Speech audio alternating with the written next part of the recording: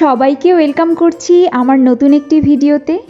16ই December বিজয় দিবস উপলক্ষে 3 দিনব্যাপী নাটোর রাজবাড়িতে ছিল বিজয় মেলা। সারা দিনব্যাপী বিভিন্ন আয়োজনের মধ্যে দিয়ে পালিত হয় বিজয় দিবস। আর মেলার শেষ দিনে আমরা চলে গিয়েছিলাম রাজবাড়িতে। আসলে মেলা তো ভীষণ ভালো লাগে, কত রং বেরঙের জিনিসপত্র, কত কিছু একসাথে দেখা যায়। বেশ অনেকগুলো বিভিন্ন ধরনের জিনিসপত্র নিয়ে স্টলগুলো বসেছিল, আমরা ঘুরে ঘুরে দেখছিলাম।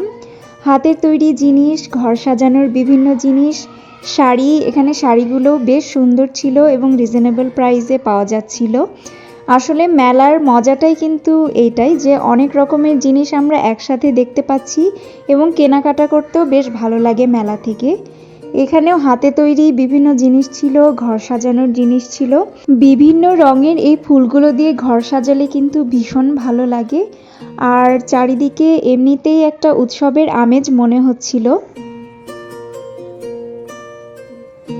আরেকটা স্টলে আমরা দেখছিলাম এখানে খুব সুন্দর কিছু 1 পিস 3 পিস হাতের কাজের বিভিন্ন জামাগুলো আমরা দেখছিলাম।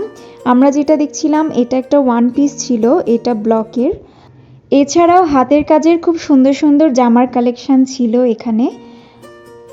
আর ওনারা বলছিলেন ওনাদের অনলাইন পেজও আছে, চাইলে ওখান থেকে অর্ডার করে নেওয়া যেতে পারে।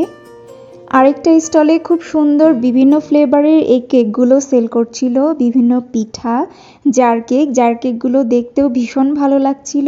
আসলে কালারফুল এই জিনিসগুলোই কিন্তু মেলায় দেখতে ভীষণ ভালো লাগে। নাটোর রাজবাড়ি আমাদের ঐতিহ্য। এখানে ছোট বড় মিলে প্রায় 8টি ভবন আছে, ছোট তরফ বড় তরফ এভাবে আলাদা করা আছে। আমি রাজবাড়ির সম্পূর্ণ ভিডিও আপনাদের সাথে শেয়ার করার চেষ্টা করব। এখানে বেলুন শুটের এই গেমটা দেখে আমরা বলছিলাম যে কম্পিটিশন হয়ে যাক, তো দুইজনের মধ্যে কম্পিটিশন হলো। এরপরে কিন্তু উইনার হলো, তাহলে কম্পিটিশন হলো কে জিতলো? সূচনা। দুইটা মিস, সূচনা উইনার। এরপরে আমরা এই দোকানগুলো ঘুরে দেখছিলাম, অনেক কিছু ছিল, অনেক জিনিসপত্র দিয়ে খুব সুন্দরভাবে সাজানো এই দোকানগুলো। আসলে আমাদের এই রাজবাড়িতে তো বিভিন্ন জেলা থেকে অনেকেই দেখতে আসেন, পিকনিক করেন এখানে এসে এবং ঘুরতে আসেন। আর স্থানীয় যারা আছেন আমরাও খুব উপভোগ করি। এখানে বিভিন্ন সাংস্কৃতিক অনুষ্ঠান হয়, বিভিন্ন ধরনের মেলা হয়ে থাকে, অনেক অনুষ্ঠান এখানে হয়।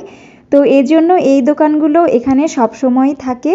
বিভিন্ন ধরনের জিনিসপত্র দিয়ে সাজানো এই দোকানগুলো খুবই সুন্দর, অনেক ভালো ভালো কালেকশানই কিন্তু তাদের কাছে রয়েছে। আমরা একটু ঘুরে ঘুরে দেখছিলাম।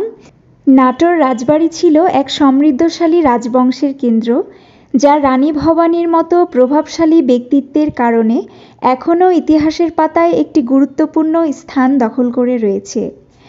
যারা আসেননি তারা অবশ্যই আসবেন আমাদের রাজবাড়িতে, ঘুরে দেখবেন, ভীষণ ভালো লাগবে। শীতের সুন্দর এই বিকেলটা আমরাও খুব সুন্দরভাবে উপভোগ করছিলাম।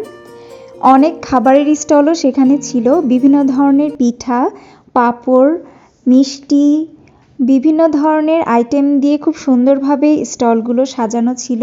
শীতের সময় বিভিন্ন ধরনের পিঠা, তেলে ভাজা ভীষণ ভালো লাগে। আর এখানে অনেক ধরনের আচার ছিল, চালতার আচার, জলপাই, তেঁতুল, বাদাম, ঝুরি ভাজা, আরও কত কিছু।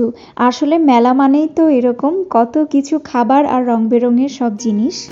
মেলার বিভিন্ন ধরনের স্টল এবং যে দোকানগুলো ওখানে রয়েছে, এত জিনিসপত্র এবং খুব সুন্দর সুন্দর সব কিছু, আমরা তো দেখেই শেষ করতে পারছিলাম না। মনে হচ্ছিল যে হাতে আরেকটু সময় থাকলে ভালোভাবে ঘুরে দেখতে পারতাম। তারপরেও আমরা সবাই মিলে ভীষণ উপভোগ করলাম বিকেলটা। আপনাদের কেমন লাগলো ভিডিওটা আমাকে অবশ্যই জানাবেন, ভালো লাগলে একটা লাইক করে দেবেন। আপনাদের সাথে দেখা হয়ে যাবে আমার অন্য আরেকটি নতুন ভিডিওতে। সবাই খুব ভালো থাকবেন, সাবধানে থাকবেন। ভিডিওটা কেমন লাগলো আমাকে অবশ্যই জানাবেন। সবাইকে অসংখ্য ধন্যবাদ আমার সাথে থাকার জন্য।